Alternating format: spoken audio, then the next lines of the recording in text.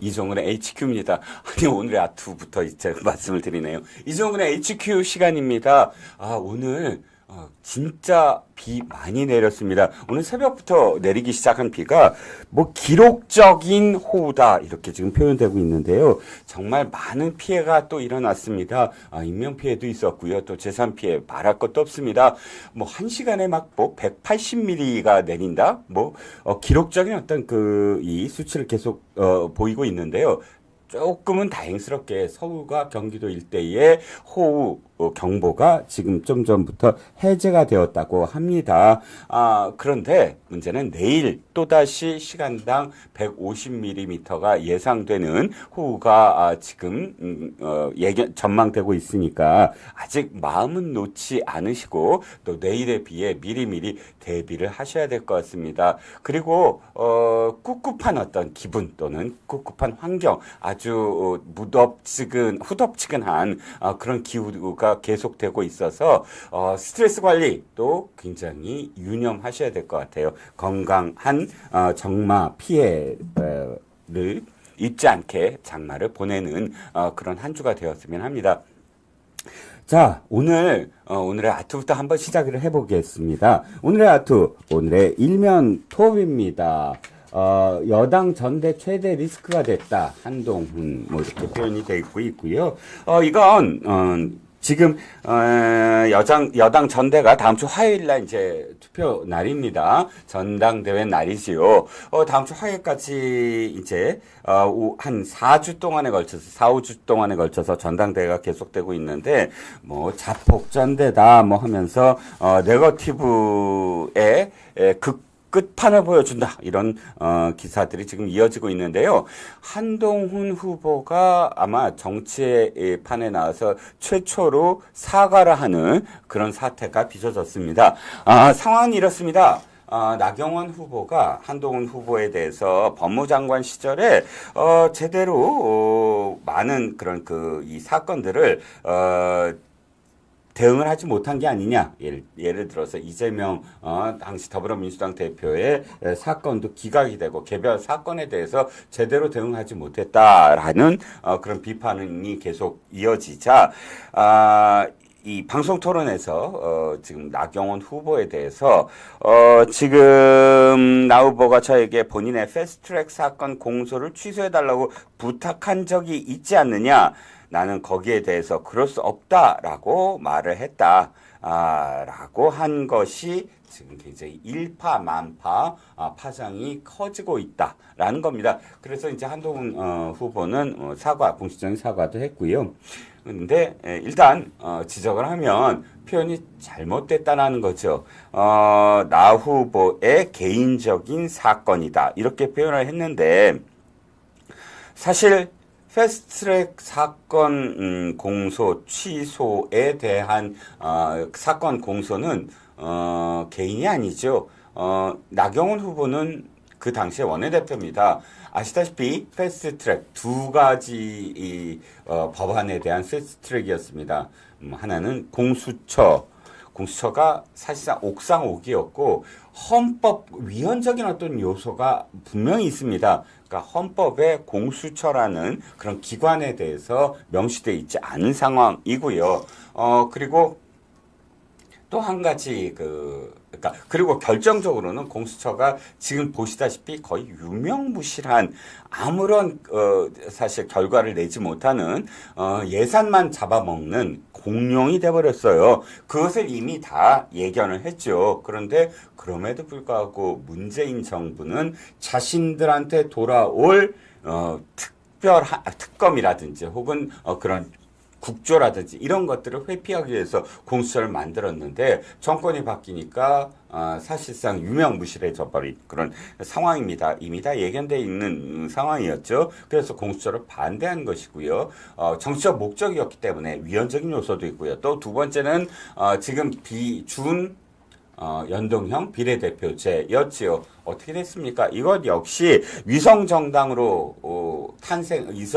탄생을 못 막는 거예요. 이 법안으로. 그러니까 이 법안이 언제나 편법, 편법으로 꼼수로 이렇게 운영이 되고 있어서 그야말로 다수당을 많이 배출하는 다수당의 어떤 그런 이 취지를 이 국회에 입성시키는 그런 결과를 낳지 못하고 있잖아요. 결과적으로는 두 가지 법률 다 사실상 정치적 꼼수에 불과했다는 겁니다. 그런데 그 패스트트랙을 막기 위해서 나경원 당시 원내대표가 정말 어렵게 그 국회 그 소속 의원들을 함께 저항을 했지요. 선진화법에 사실 이 저촉되지 않게 엄청나게 많은 노력을 했지만 결과적으로는 선진화법에 의해서 지금 재판을 받고 있는 상황입니다. 그렇다면 나경원 후보의 개인적인 청탁이라고 할 수 없는 것이고요. 이건 당시에 27명의 현역 의원들과 그다음에 수많은 당직자들까지 포함되어 있습니다. 그 당직자들과 그다음에 당시 현역 의원들을 위해서 사실 나경원 후보가 전화를 한 것이지, 그리고 또 당시에 어떤 당을 위해서 또 보수파의 당시 정말 정 피땀이 섞인 그 노력에 대해서 공감대가 이미 형성되어 있는 상황에서 법무부 장관에게 상의를 한 것이지 개인적인 그런 그 공소 취하에 대한 부탁이라고 보면 안 되는 것이지요. 그러니까 한동훈 후보가 이 사과를 할 수밖에 없는 상황이고요. 그 발언 이후에 사실상 당내에서는 엄청난 어떤 지금 파장이 일고 있지 않습니까? 김정재 의원이라든지 윤한홍 의원이라든지 다 이 사건에 포함된 의원들이 분노를 느낀 것도 너무 당연하고요. 그 점에 대해서 지금 일면톡 기사는 지적을 하고 있는 것입니다. 자, 오늘의 사설로 가볼까요? 오늘의 사설, 아시아투데이 오늘의 사설은 이진숙 이틀간 청문회 방송 장악 구구 낙인 찍기인가 라는 제목입니다. 제목 그대로 이진숙 과학기술정보방송통신위원회 위원장 후보자 인사청문회가 지금 24일, 25일 이틀간 진행하기로 되어 있는데요. 이거 역시 여당 그러니까 국민의힘이 집단 퇴장한 가운데 반대를 했죠. 왜냐하면 이틀간이라는 그런 그 관례를 깬 시기도 그렇고요. 또 말도 안 되는 어마어마하게 많은 증인들을 불러서 굿바늘 벌리는 것을 사실상 용납하고 묵인할 수 없는 상황이기 때문에 국민의힘 의원들이 결사반대를 하다가 집단 퇴장을 했죠. 그리고 여당 의원 없이 야당끼리 통과시켜버렸습니다. 통상 후보자 인사청문회는 이틀간 진행을 하는 것이 통례였습니다. 그러니까 법상으로는 사흘 이내에 하기로 되어 있습니다. 그렇지만 보통은 일반 장관은 하루, 그 다음에 국무총리는 이틀, 이런 관례가 계속 이어져 내려왔는데요. 이틀이 되는 경우도 그날 하루 종일 하다가 도저히 시간이 허락하지 않는다, 증인들도 많이 남아있다 그러면 합의에 의해서 연장할 수는 있습니다. 하지만 처음부터 이틀 한다, 이건 처음 있는 일이고요. 그렇기 때문에 반대를 무리한 정치적 공세다라고 지적을 하고요. 또 제가 기가 막힌 건 이겁니다. 한참 영화를 찍어야 될 영화 감독이나 또는 영화 배우나 또는 개그맨이나 이런 사람들을 모두 다 부르겠다고 합니다. 이진숙 후보자가, 내정자가 옛날에 이러이러한 예술인들을 또 연예인들이 사실 좌파다, 좌파 활동을 했다라고 이야기한 부분에 대해서 그들을 불러서 증언을 때에 세우고 이진숙 후보자의 정치적 편향성에 대해서 드러내게 하겠다라는 것이 목적인 듯 하지만 생각해 보세요. 정우성이라는 배우와 박찬호 감독이라든지 또는 봉준호 감독이라든지 이런 사람들을 불러다 놓고 무슨 질문을 하겠다는 겁니까 도대체? 이진숙 후보자에 대해서 어떤 증언을 지금 요구하는 것이지요?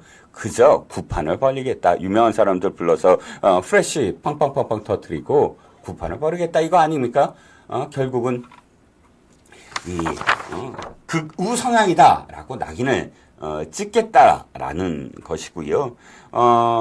여기에 또 전혀 관련이 없는 김홍일 전 방통위원장이나 혹은 뭐 이동관 전 방통위원장, 원서훈 전 국정원장 등을 불러서 46명을 채택을 했습니다. 그러니까 그야말로 그냥 괴롭히기, 뭐 이지매, 뭐 이런 단어들이 떠오릅니다. 결론은 이거죠. MBC 사장 놔둬라. MBC 사장 교체하지 마라. MBC는 계속 바이든 날리면 같은 보도를 계속 하게끔 놔둬라 이겁니다. 정권만 바뀌면 이런 구판을 계속 구판을 벌여야 되는 이 상황 언제까지 이럴 겁니까 도대체? 저는 이진숙 후보자의 주장처럼 MBC 제발 좀 민영화했으면 좋겠습니다. 민영화하면 뭐 갑자기 우파가 되고 갑자기 극우가 됩니까? SBS 민영방송 아닙니까? SBS가 지금 극우 방송입니까? 민영화는 이코르 무슨 뭐 관제방송, 민영화 이코르 우파방송 이런 등식이 어떻게 성립이 될 수 있나요? 그저 공영방송이라는 허울 아래 MBC를 자기네들의 민주노총 방송, 또 좌파 방송, 또 끝없는 이재명 방송 이렇게 그냥 영구히 만들려는 그런 방송 장악 음모에 불과하다는 겁니다. 그래서 이진숙 괴롭히기 2시간 동안 이진숙 괴롭히기를 벌이겠다라고 선언을 한 것에 불과하다는 생각입니다. 언제까지 이럴 겁니까? 그래서 저는 MBC의 민영화 찬성합니다. 방송 KBS만 남겨놓고 전부 민영화 해야 된다고 생각을 합니다. 자, 오늘의 아투를 해봤습니다. 오늘의 이슈는 낭보입니다. 낭보. 기분 좋은 소식이죠. 오랜만에 듣는 낭보입니다. 윤석열 정부 들어서 윤석열 대통령이 스스로 1호 세일즈맨이라고 주장을 했죠. 그리고 그야말로 비즈니스를 열심히 하겠다라고 얘기했고요. 그리고 이 취임한 그 달에 5월 달에 나토 정상회의에 달려갑니다. 좌파들은 그때 막 부르짖습니다. 나토에 가면 어떡하느냐? 나토에 가면 러시아에 찍힌다. 그러므로 러시아와 경제를 못한다. 별의별 말도 안 되는 얘기를 갖고 나토 정상회담에 그때 파트너국으로서 참여한 것에 대해서 온갖 비난을 쏟아냈습니다. 나토는 뭡니까? 북대서양 조약기구입니다.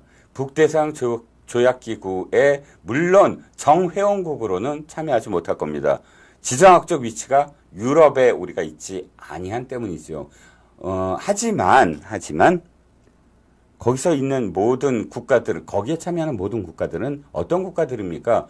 원래부터의 유럽 국가에다가 서방 국가라고 표현하는 서유럽 국가에다가 그 다음에 소련으로부터 독립한 동유럽 국가들입니다. 동유럽 국가들은 사실상 그 서유럽 국가보다 훨씬 개발이 늦어졌지요. 그렇기 때문에 개발을 해야 되고 또 산업화를 해야 되는 어떤 국가들입니다.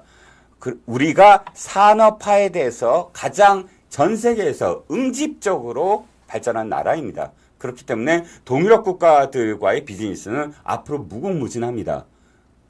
그런 것을 베이스로 해서 우리가 나토 정상회담을 참여하는 것은 파트너국으로서 우리가 비즈니스로서 앞으로 참여하고 그 다음에 우리가 그야말로 산업화를 이끌면서 우리의 어떤 제조업이라든지 또는 앞으로의 4차 산업과 관련된 협력국으로서 굉장히 많은 그런 앞으로 영역들을 개척할 국가들이 그 안에 있다는 겁니다. 그럼 달려가야 되지 않겠습니까? 러시아가, 우리가 나토에 지금 파트너국으로 있는 게 러시아가 문제가 있다? 생각해 보세요. 나토의 가장 큰 핵심 국가, 어느 국가입니까? 독일입니다. 서유럽에서 가장 많은 러시아와 협조와 경제적인 협력을 하는 국가가 어느 나라입니까? 독일입니다. 유럽에서 가스관이 있는 국가가 바로 독일입니다. 에너지를 그러니까 독일이 원래 뭐 탈원전 운운했지요. 그러니까 에너지가 필요했어요. 에너지가 필요해서 어디에 손을 벌립니까? 러시아에 손을 벌립니다. 그리고 사실상 러시아는 독일과 가스관을 통해서 나토를 사실 좀 무력화하려고 한 측면이 있죠. 뭐 탈원전 때문에 빚어진 일입니다. 독일이 그래서 탈원전에 대해서 다시 검토에 들어갔습니다. 자신의 에너지 주권을 러시아에 지금 맡겨서야 되겠느냐라는 내부 목소리 때문입니다. 그렇기 때문에 그런데 제가 드리는 말씀이 이겁니다. 그래요.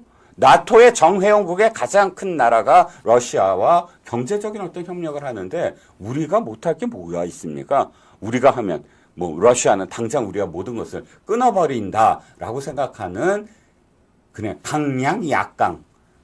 러시아가 강대국이고 우리는 그저 그냥 작은 나라에 불과하다. 문재인이가 하는 것처럼 중국에 가갖고 우리는 작은 나라에 불과합니다. 큰 나라인 중국에 우리는 그저 쉐쉐 할 수밖에 없습니다. 라는 그런 저자세로 중국과 러시아에 어떻게든 우리가 중국과 러시아에 잘 보여야 됩니다라고 부르짖는 이재명이나 당시의 문재인처럼 우리가 그렇게 묶여 있다면 동유럽 국가나 그러니까 유럽 국가와 우리는 비즈니스를 할 수 없을지도 모릅니다. 그래서 윤 대통령은 취임 초기부터 그달부터 나토 정상회의에 달려가서 나토 정상회의에 달려가면 뭐가 있죠? 다자간 회담입니다. 다자간 회의이기 때문에 짧은 순간이라도 양국 간의 정상회담을 계속 벌일 수가 있습니다. 양자회담을 벌일 수가 있습니다. 그러니까 우리나라, 그러니까 윤석열 정부가, 윤석열 대통령이 국제무대에 대비한 첫 번째 무대가 나토 정상회담이라는 겁니다. 낭보 아직 말씀 안 드렸죠. 체코 말이죠. 체코에 우리가, 원전을 2기를 수주했다는 낭보입니다. 액수로는 24조 원이 됩니다. 이건 3가지 의미가 있습니다.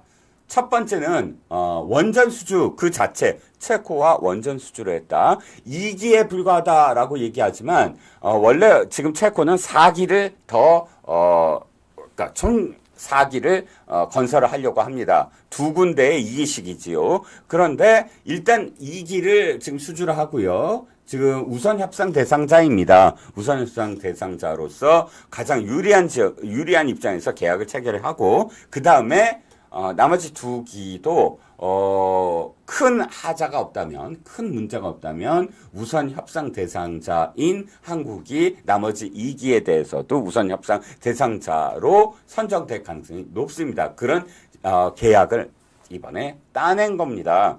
두 번째 의미는 뭐죠? 체코는 프랑스 바로 옆에 있습니다. 우리가 경쟁한 나라가 프랑스입니다. 원래 원전은 러시아, 중국, 프랑스, 미국, 우리나라 이렇게 5국이 경쟁을 합니다. 그런데 체코가 러시아, 중국을 배제해버렸습니다. 왜?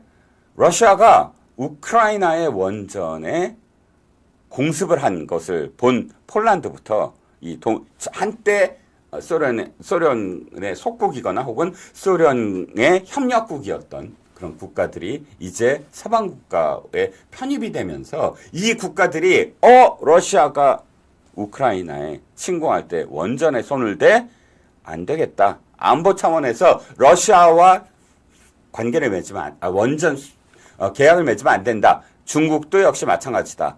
그래서 웨스팅하우스, 미국의 웨스팅하우스, 그 다음에 프랑스의 의데프, 그 다음에 우리나라의 한수원 이렇게 3개 이 나라가 경쟁을 벌인 것입니다. 그런데 웨스팅하우스가 떨어져 나가죠. 뭐 서류상에 있어서 문제가 생겼다고 합니다. 그러니까 프랑스와 우리나라가 최종 경쟁을 벌이던 상황입니다. 프랑스는 바로 체코의 옆 나라입니다. 그렇기 때문에 프랑스 입장에서는 무조건 체코 원전을 갖고 오려고 했습니다. 2가지 이유죠. 하나는 프랑스 자체의 어떤 경제적인 그런 그 목적이 하나 있고요. 그리고 두 번째는 마크롱 대통령이 사실 지금 정치적으로 많은 위기입니다. 이번 총선에서 패배도 했고요. 좌파 정당과 동거 정부를 앞으로 해야 될 어떤 상황입니다. 그렇기 때문에 마크롱 대통령이 이번 수주에 정말 절박한 상황으로 이제 달라붙었습니다. 그래서 이웃 사이 원전 동맹 뭐 이런 이름으로 이웃 사이 우리 사이 좋은 사이 이웃 사이 무슨 원전 동맹이라는 이름으로 원전과 관련된 14개 국가를 묶어서 관리를 했습니다. 프랑스가. 그리고 지난 3월에 막 체코에 달려가고요. 마크롱이 엄청난 그 공을 들인 수주전이었습니다. 그런데 우리나라가 어떻게 해서 이걸 따낼 수 있었냐고요? 윤 대통령의 기지가 여기에 발휘됩니다. 물론 이게 한 수년 걸린 일입니다만 이번에 또다시 나토 정상회담이 있지요. 워싱턴에서 있었습니다. 여기서 체코 대통령과 만나는 그 동시에 우리나라의 산업자원통사부 장관을 그 체코로 보냅니다. 그래서 체코의 총리한테 보내고요. 체코의 총리한테 윤 대통령의 친서를 보냅니다. 이 친서의 내용은 뭐냐? 바로 우리는 체코와 단순히 원전만 협력 관계로 있으려고 지금 계약을 맺는 게 아닙니다. 당신네들이 우리나라에 원전을 준다면 그 다음에 낙후된 체코의 제조업을 우리나라가 압축된 산업화를 성공하듯이 자동차라든지 또는 뭐 또 다른 어떤 산업, 그러니까 뭐 반도체라든지 또는 뭐 AI라든지 이런 산업으로 발전될 수 있도록 산업 패키지안을 여러분들한테 드리겠습니다. 원전이요? 우리가 모든 것들을 다 수익을 가져가지 않겠습니다. 체코에 있는 그런 이 회사들이 함께 상생할 수 있도록 만들겠습니다. 이런 약속을 친서에 담은 겁니다. 그렇기 때문에 투 트랙이죠. 하나는 워싱턴에서 대통령과 대통령 간의 정상회담, 하나는 산업자원통사부 장관, 실무장관을 체코의 총리에게 보내서 비밀 특사, 왜냐하면 이게 알려지면 프랑스 당장 난리가 날 겁니다. 프랑스 몰래 산업자원통사부 장관이 가서 친서를 보내면서 투 트랙으로 비즈니스 사업을 벌인 겁니다. 결과가 어떻게 됐습니까? 지금 알려진 바에 따르면 체코의 내각이 원래 만장일치가 아니면 통과가 될 수 없다고 합니다. 체코의 내각이 체코의 국무회의에서 만장일치로 한국을 택했다고 합니다. 그러니까 지금 윤석열 정부가 얼만큼 치밀하게 이 작업을 했는지, 이 비즈니스를 성사시켰는지 우리가 알 수 있는 대목이지요. 이거 아까 제가 세 가지 의미가 있다고 한 두 번째 의미가 바로 이겁니다. 유럽의 교두보를 마련했다 이겁니다. 이것이 지금 우리는 15년 만에 쾌거라고 얘기를 하지요. UAE의 바라카 원전, 이명박 대통령 당시에 바라카 원전을 수주한 이후에 15년 만입니다. 물론 2년 전에 이집트 원전을 수주했지만 그건 순수하게 우리가 모든 것을 다 주도하는 것이 아니라 러시아가 주도하는데 한 부분을 우리가 들어간 것에 사실 불과합니다.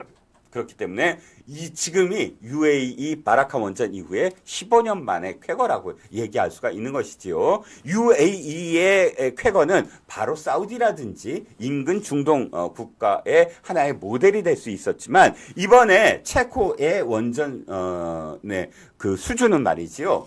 바로 앞으로 있을 루마니아, 폴란드, 네덜란드 이런 유럽 국가들의 추후 원전을 수주할 수 있는 교두보를 마련했다라는 겁니다. 엄청나죠. 프랑스는 지금 뼈아플 겁니다. 프랑스의 안방에서 빼앗겼다 이렇게 생각할 겁니다. 생각해 보세요.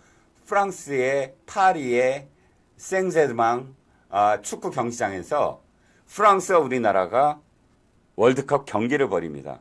그런데 우리가 2대 0으로 이겼다! 그러면 뒤집어질 일 아닙니까? 그런데 지금 이것이 체코일지라도 프랑스인 바로 적경입니다. 프랑스가 바로 이웃한 나라입니다.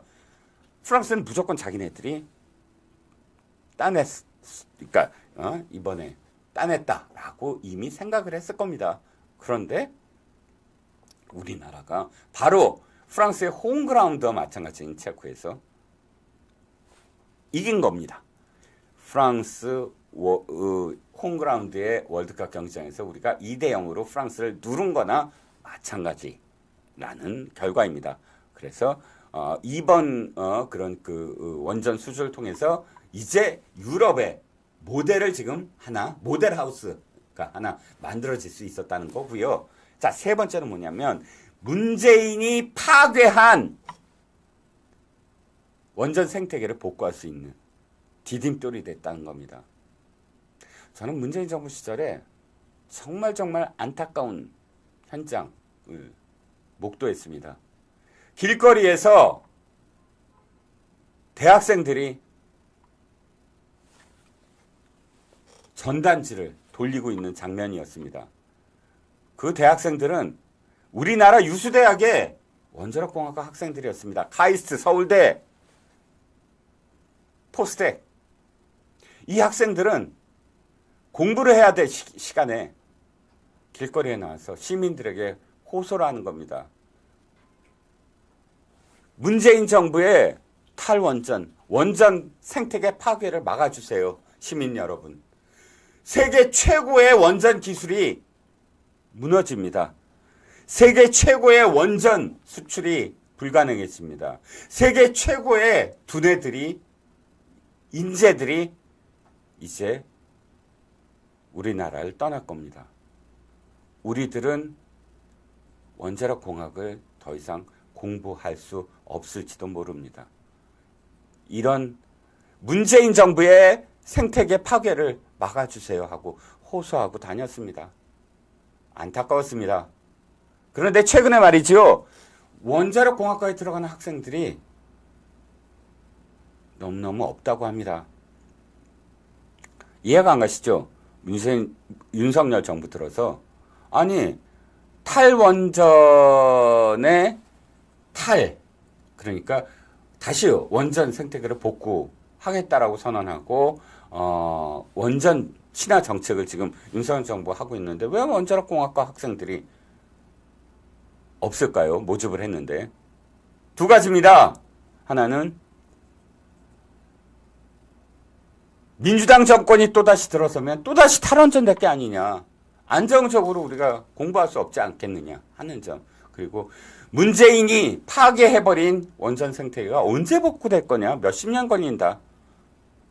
우리는 그 원자력공학과를 나와서도 할 일이 없어지는 거 아니냐. 이 걱정을 하고 있다라는 겁니다. 안타까웠습니다. 그런데 원자력공학과 학생들에게 희망을 주는 소식이 들려온 겁니다. 무엇이라고요? 바로 체코 원전 우선 협상자로 지정이 됐다. 수주전에서 우리가 이겼다. 라는 겁니다. 정말 기뻤습니다. 그리고 그들에게, 학생들에게 희망을 줄 수 있었다는 것, 미래에 대한 희망을 줄 수 있었다는 것이 정말 위안이 됐습니다.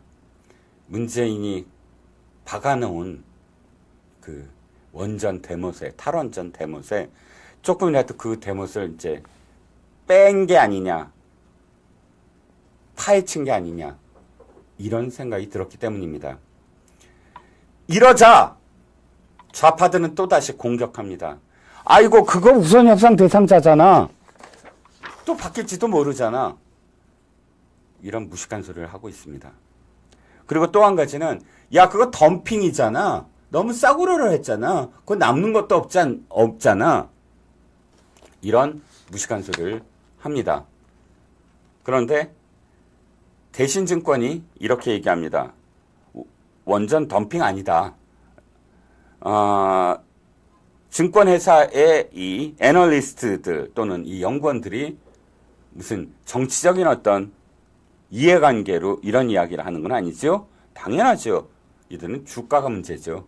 주식이 문제죠. 자, 이렇게 얘기합니다. 수주 금액 24조 원은 예상보다 높은 금액이다.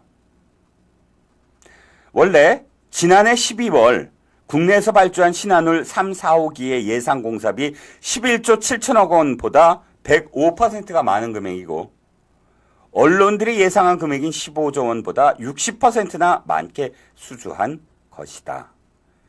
자, 메리츠증권의 문경원 애널리스트도 이렇게 얘기합니다. 2009년 아랍에미리트 바라카 원전 당시 4기에 20조 원이었던 것을 비교하면 물론 2009년에 20조 원이니까 사실 그걸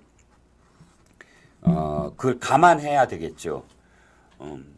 기당 용량은 1.4기가와트에서 1.0기가와트로 작아지고 기당 수주 규모는 커진 것이 특징이라고 얘기합니다. 특히 현지 원전 산업화 과정에서 가치 사슬, 밸류 체인 부족이나 인건비 증가, 다른 인허가 절차 등으로 해외 건설 시 들어갈 수 있는 추가 비용 증가 우려가 있었던 점을 감안하면 충분한 예비비를 확보한 것으로 추정된다. 라고 얘기합니다.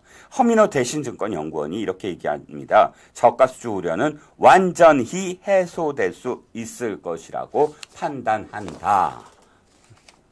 라고 증권계에서도 이렇게 판단을 한 겁니다. 충분한 금액이다. 액수도 충분한 금액이고 조건도 괜찮다. 왜냐하면 이미 2기를 지금 했지만 나머지 2기 체코가 총 4기를 이번에 계획을 하고 있는데 일단 2기를 확보하고 추가로 2기에 먼저 발주한 2기에 우선 협상 대상자에게 기회를 주겠다라는 계약을 맺었기 때문에 나머지 2기도 우리나라가 수주할 가능성이 대단히 높다라고 지금 증권가에서도 예상을 하고 있다는 겁니다. 우린 지금 팀 코리아, 그러니까 대우와 두산이 함께 지금 한수원과 함께 뛰어들었습니다. 팀 코리아의 수주전도 정말 빛났습니다. 두산은 두산대로, 대우는 대우대로, 또 이걸 총괄하는 한수원은 한수원대로 많은 비하인드 스토리가 있습니다. 저는 그 어느 때보다 그 어느 그 기사보다 사실은 눈이 번쩍 뜨이는 기사고요. 원전과 관련해서 그렇게 사실 이 좌파 패널들과 한 2년 동안 끊임없이 논쟁을 벌였습니다. 원전을 죄악시하고 그리고 그들의 거짓말 중에 가장 최악이 뭐냐면 전 세계가 탈원전하고 있다. 탈원전이 대세다. 이런 식의 거짓말을. 아니면 거짓말 아니면 무지죠. 그렇지 않습니다. 프랑스는 물론이고 독일은 더 말할 것도 없습니다. 뻑하면 독일 얘기를 합니다. 독일이 탈원전을 했다. 우리도 따라가야 된다. 아닙니다. 독일도 지금 반성하고 있습니다. 탈원전을 함으로써 러시아에 좌우되는 자신들의 에너지 정책에 대해서 대단히 반성하고 있고요. 탈원전에 대해서 다시 검토에 들어간 지 오래입니다. 그리고 이탈리아가 정말 오랜 기간 만에 지금 탈원전을 그러니까 원전 회복을 선언을 했습니다. 지난주 기사지요. 그래서 지금은 유럽 국가들도 원전에 대해서 다시 생각하고 있습니다. 왜냐하면 이건 그러니까 탄소 중립화하고도 연관이 돼 있습니다. 탄소 중립에 대해서의 그랜드 플랜이 있잖아요. 그 플랜을 그러니까 어느 시기까지 어떻게 하고 이 시기를 달성하려면 풍력이나 태양광 갖고는 안 된다라는 게 이제 다 결과적으로 드러났기 때문입니다. 그렇기 때문에 기후 환경을 위해서라도 원전을 해야 된다라는 분위기가 이미 대세라는 거지요. 그런데도 불구하고 민주당은 소형 원자로에 대해서 아직도 탈원전을 부르짖으면서 법안을 통과시켜 주지 않고 있습니다. 소형 원자로는 대세입니다. 이미 그 시장은 미국과 또 다른 유럽 국가들이 피 튀기는 경쟁을 하고 있습니다. 부디 이번 원전 수주를 계기로 민주당에서도 소형 원자로에 대해서 더 이상 발목 잡는 것을 중단해야 됩니다. 우리가 나아갈 길은 원전 수출도 우리의 지향점 중에 하나라는 것. 우리가 세계 최고의 원전 기술을 갖고 있다는 것을 후대에 계속 자랑해야 된다는 겁니다. 그래서 이번 체코 원전이 수많은 것을 바꿀 수 있는 그런 계기가 되었으면 합니다. 이런 낭보가 이제 계속 이어지기를 정말로 기대하겠습니다. 자, 많은 분들이 또 들어와 주셔서 응원도 해주시고 또 제 말씀에 공감도 표시해 주시고요. 또 서로 건강과 걱정과 뭐 안부를 계속 묻고 계시네요.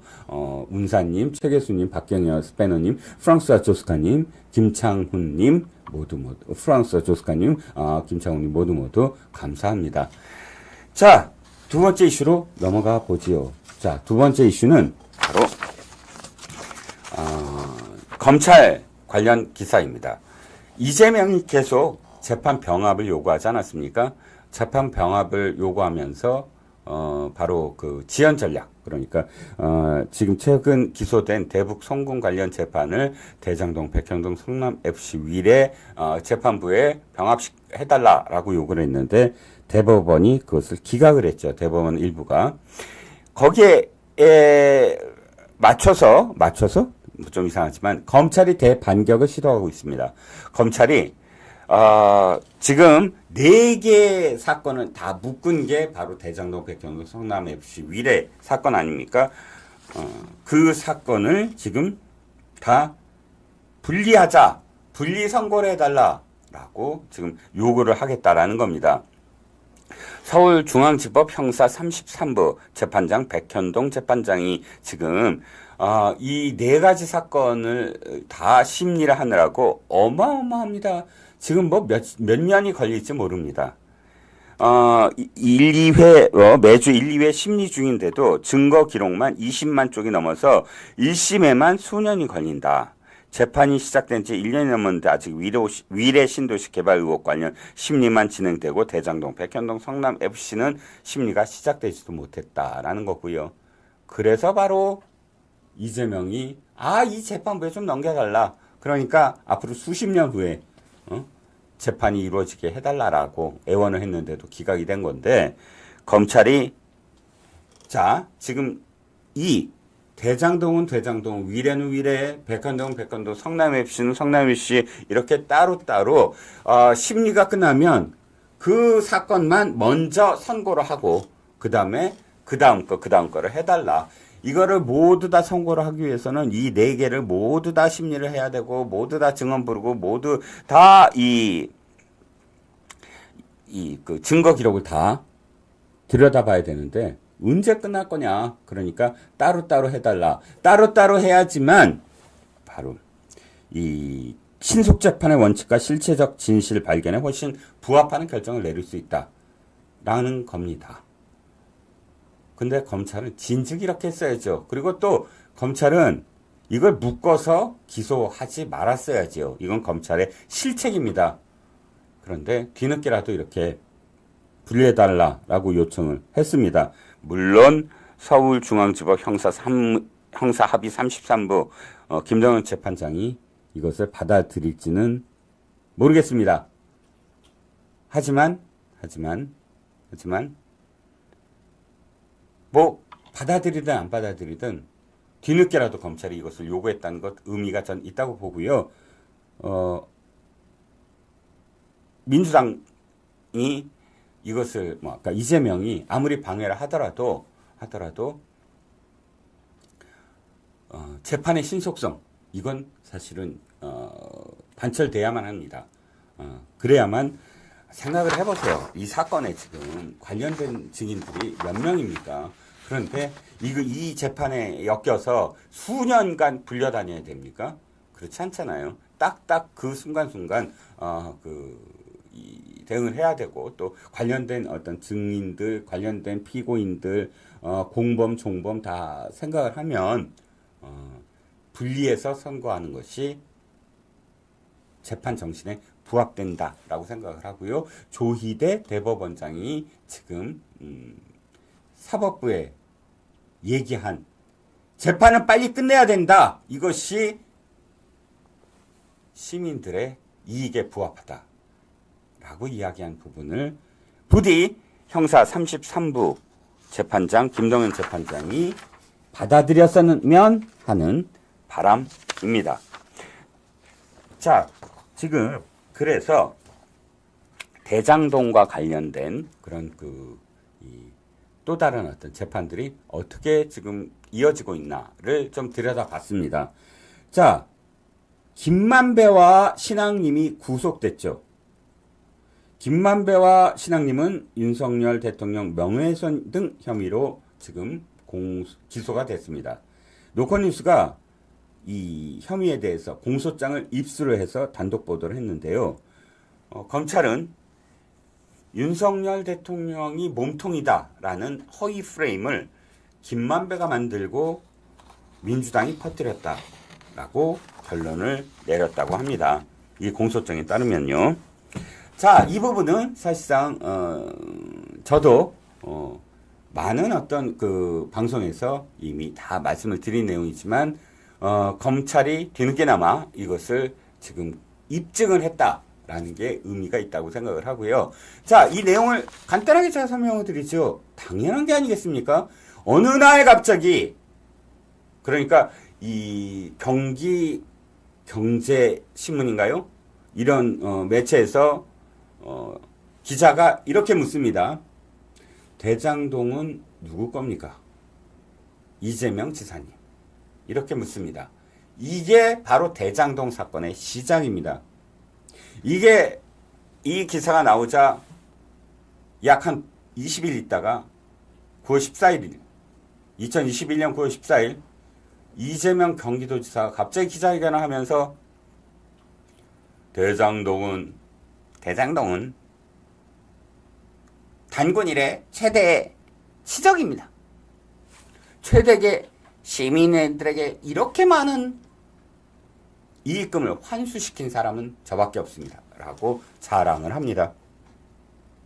그러면서 이런 얘기를 합니다. 하다못해 대장동 토건 비리 토건족들은 나를 공산당이라고 얘기합니다. 하도 내가 그들의 이익을 뺏어서 시민들한테 돌려줬기 때문이죠.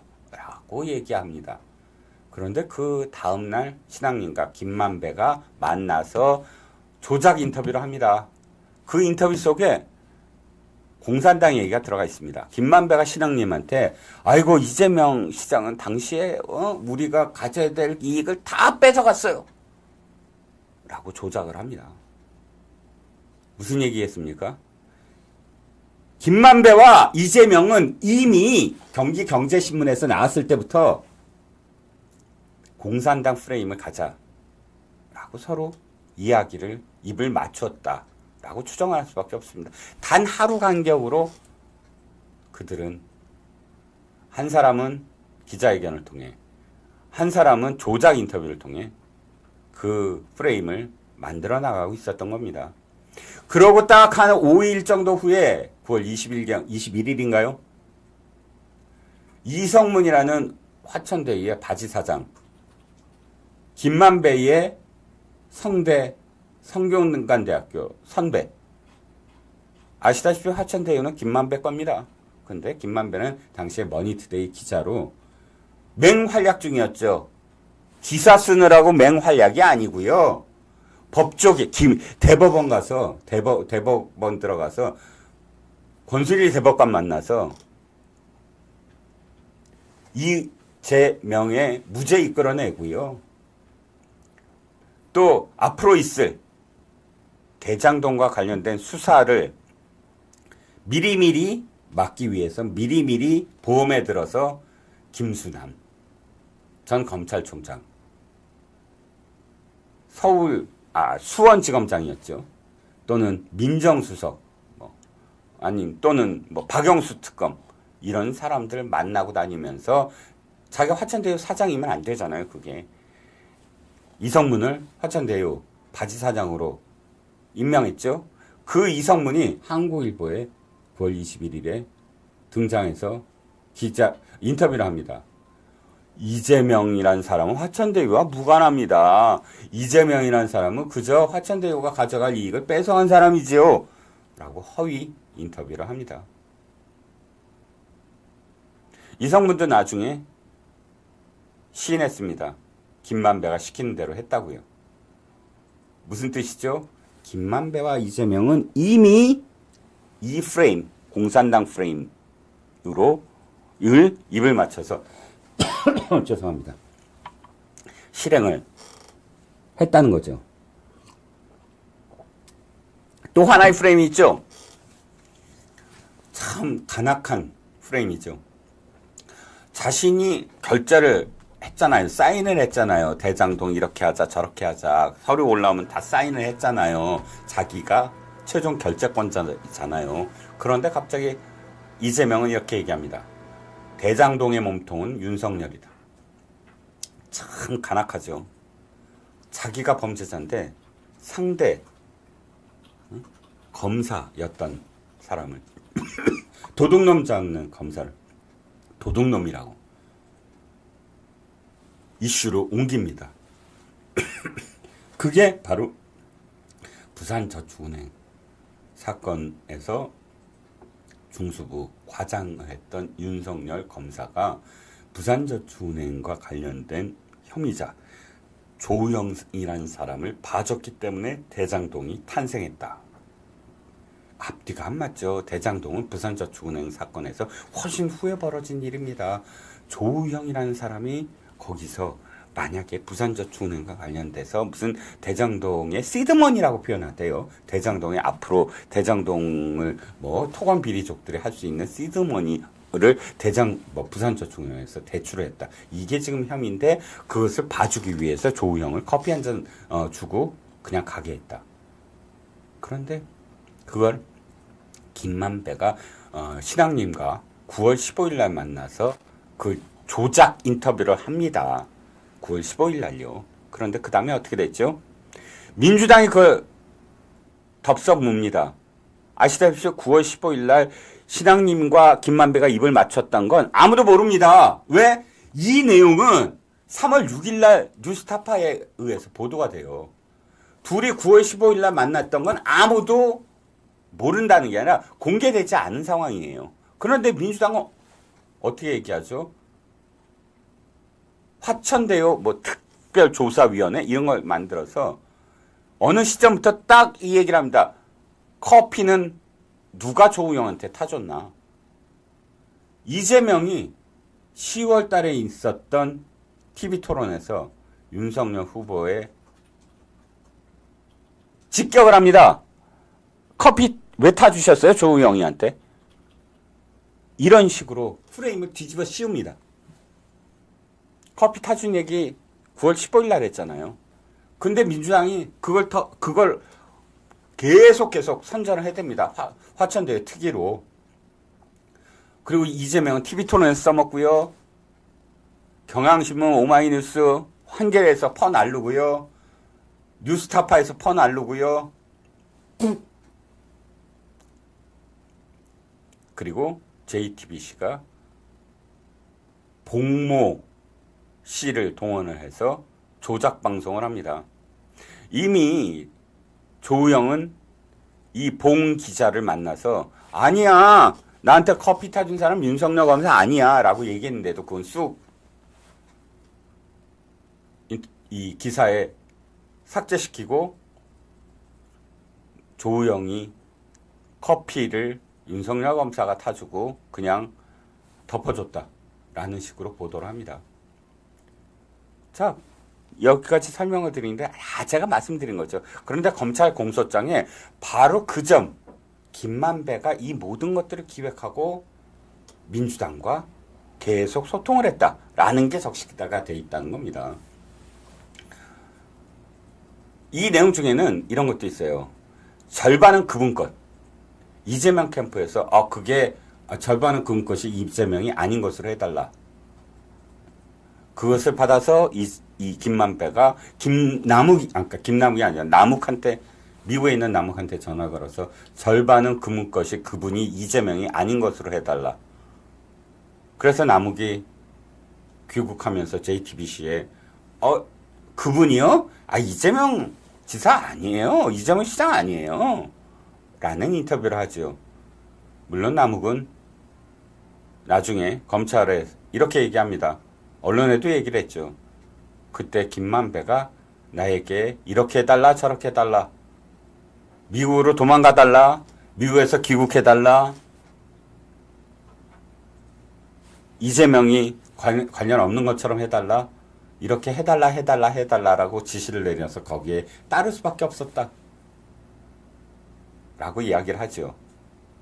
그러니까 절반의 그분이 이재명이 아닌 것으로 만들어 나가는 것도 김만배가 지시를 했고요.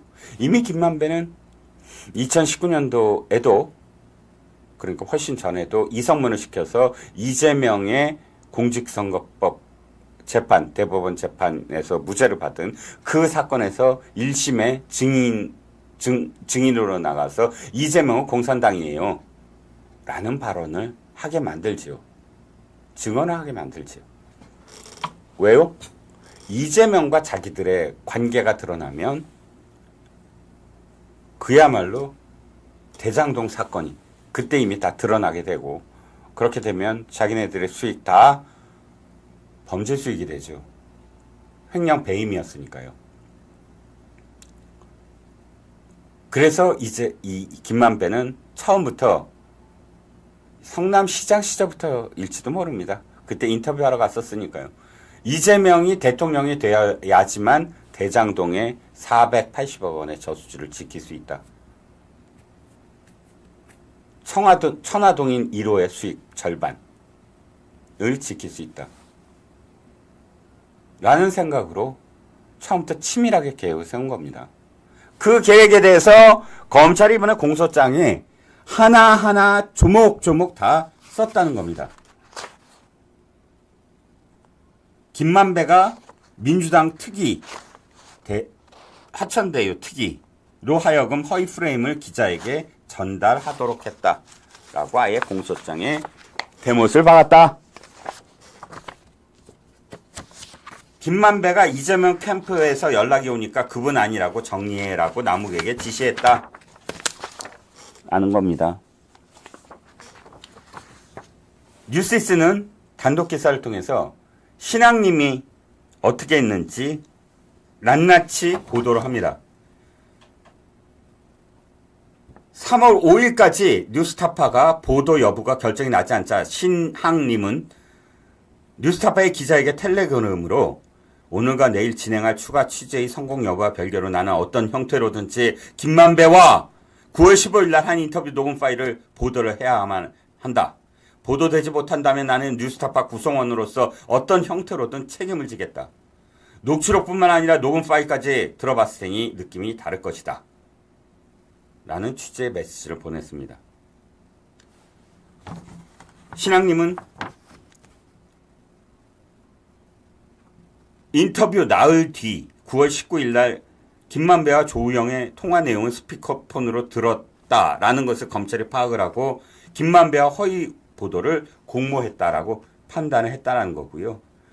자, 인터뷰가 이루어진 지 한 3개월 후인 12월 7일 신학님은 민주당 의원을 통해서 이재명 당시 대선 후보에 대한 지지 의사를 간접적으로 표시하기도 했다. 무슨 얘기지요? 의도가 있었다는 겁니다. 신학님에게도